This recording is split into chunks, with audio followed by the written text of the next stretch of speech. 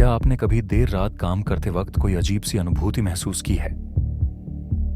बैंगलोर के IT sector में रात को देर तक काम करना तो आम बात है, लेकिन अगर मैं आपको बताऊं कि एक खास कॉल सेंटर में नाइट शिफ्ट एक भयानक अनुभव है, तो बैंगलोर भारत का सिलिकॉन वैली, हजारों आईटी कंपनियों और कॉल सेंटरों का घर है। इन सब के बीच खड़ा है ग्लोब एक्सिस टावर, एक 30 मंजिला चमचमाती इमारत। 13वीं मंजिल पर है हेक्सिकॉन सॉल्यूशंस, एक 24 घंटे का कॉल सेंटर। यहीं से हमारी कहानी शुरू होती है, जब पूरा शहर सो रहा होता है। रात के 12 बजे के बाद, जब शहर नींद में डूबा होता है, कुछ अंधेरा और भयावह जाग उठता है इन टिमटिमाती लाइटों और अनंत क्यूबिकल्स में। स्वागत है बैंगलोर के भूतिया कॉल सेंटर की एक रात में। हमारी कहानी की नायिका है प्रिया शर्मा, एक 25 साल की टीम लीडर जो अपनी पहली नाइट शिफ्ट शुरू करने वाली है। जैसे ही वह 13वीं मंजिल पर कदम रखती है, उसे एक अनजान सी ठंडक महसूस होती है। आमतौर पर व्यस्त कार्यालय आज बहुत शांत लग रहा है, सिर्फ कंप्यूटरों की हल्की आवाज और कुछ फुसफुसाहट सुनाई दे रही है।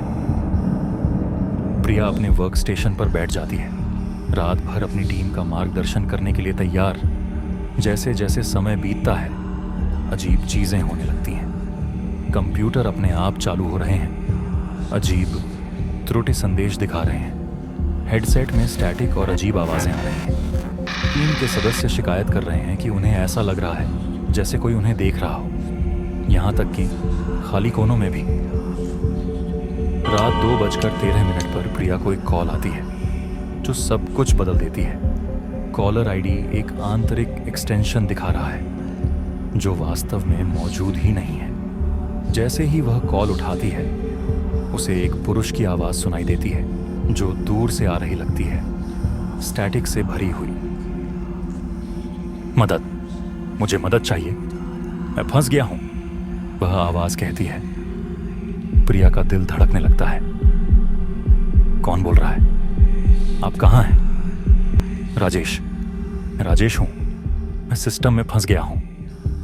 प्रिया को याद आता है कि राजेश नाम का एक कर्मचारी था जो कुछ महीने पहले एक दुर्घटना में मारा गया था। वह अपने डेस्क पर ही बेहोश हो गया था और डॉक्टर्स ने कहा था कि यह हार्ट अटैक था।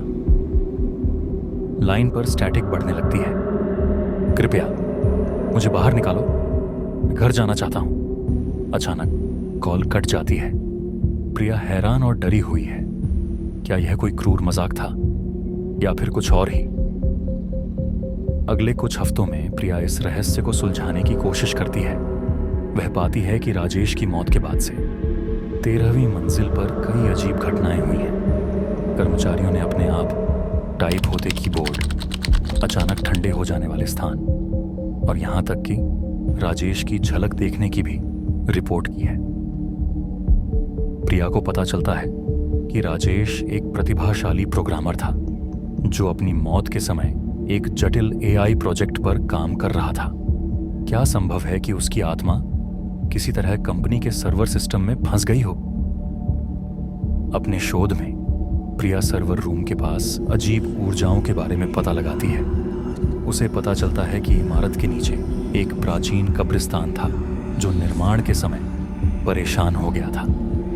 कॉस्मिक ऊर्जाएं सर्वर के इलेक्ट्रोमैग्नेटिक फील्ड के साथ मिलकर अलौकिक गतिविधि के लिए एक परफेक्ट स्टॉर्म बना रही थी।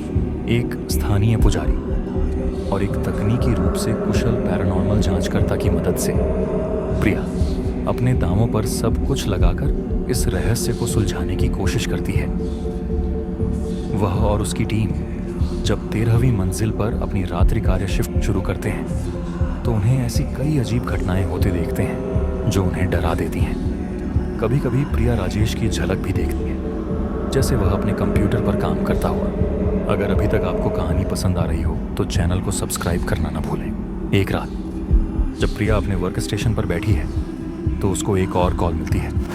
इस बार स्टैटिक भरी आवाज़ स्पष्ट है और राजेश के आत्मसात होते शब्द स्पष्ट सुनाई देते हैं। प्रिया तुरंत मदद के लिए आवाज़ लगाती है। उसके साथ ही कर्मचारी भी आते हैं और वे सब मिलकर जांच करने लगते हैं। उन्हें पता चलता है कि सर्वर कमरा में कुछ गंभीर खराबी है। वहां जाकर वे देखते हैं कि सर्वर चलने लगते हैं और उनके साथ कुछ अस्पष्ट छवियां और आवाजें भी उभर कर आ रही हैं। ऐसा लग रहा है कि राजेश की आत्मा किसी तरह सर्वर सिस्टम में फंस गई है। प्रिया और उसकी टीम तुरंत सर्वर को बंद करते हैं और पुजारी को बुलाते हैं। पुजारी एक पूजा अर्चना करता है और एक आत्म शांति की प्रक्रिया शुरू करता है। धीरे धीरे सर्वर की गतिविधियां कम होती जाती हैं और आत्मा शांत होती जाती है। अगली सुबह प्रिया और उसकी टीम बेहद थकी हुई लेकिन राहत महसूस करती है। वे जानते हैं कि उन्होंने एक भूतिया जगह को शांत करने में मदद की है। अब वे इस घटना को भूलकर आगे बढ़ने की कोशिश करते हैं, लेकिन कभी कभी रात में उन्हें अभी भी राजेश की छवि दिखाई देती है। ऐसी ही एक कॉल सेंटर की लंबी कहानी अगर आपको चाहिए तो कमेंट बॉक्स में टाइप करके मुझे बताएं।